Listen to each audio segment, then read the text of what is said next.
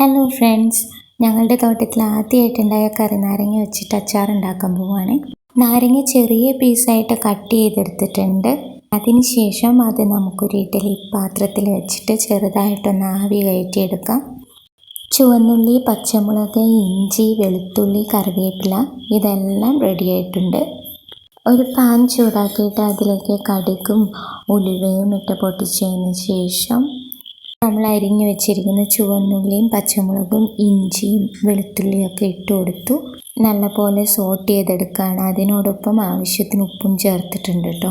അതുകൂടാതെ മഞ്ഞൾപ്പൊടി, മുളക് പൊടി ഒക്കെ ചേർത്തിട്ട് നല്ലപോലെ ഇളക്കി കൊടുത്തു.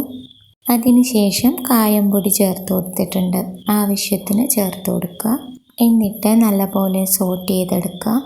ഇതെല്ലാം ഏകദേശം വഴണ്ട് വന്നു കഴിയുമ്പോൾ നമ്മൾ ചെറുതായി ആവി കയറ്റി വെച്ചിരിക്കുന്ന നമ്മുടെ കറി നാരങ്ങ ഇട്ട് കൊടുക്കുക. നല്ലപോലെ മിക്സ് ചെയ്ത് കൊടുക്കുക. അതിലേക്ക് നമ്മൾ വിനീഗർ ഒഴിച്ചു കൊടുക്കുക. ഞങ്ങളിവിടെ ചേർത്തിരിക്കുന്നത് വൈറ്റ് വിനീഗറാണ് കേട്ടോ. അപ്പോൾ വിനീഗറോട് ചേർത്ത് നന്നായിട്ട് ഇളക്കി കൊടുക്കുക. ഉപ്പൊന്ന് പാകത്തിനാണോ എന്ന് ചെക്ക് ചെയ്യുക. അങ്ങനെ കറി നാരങ്ങ അച്ചാർ റെഡിയായി.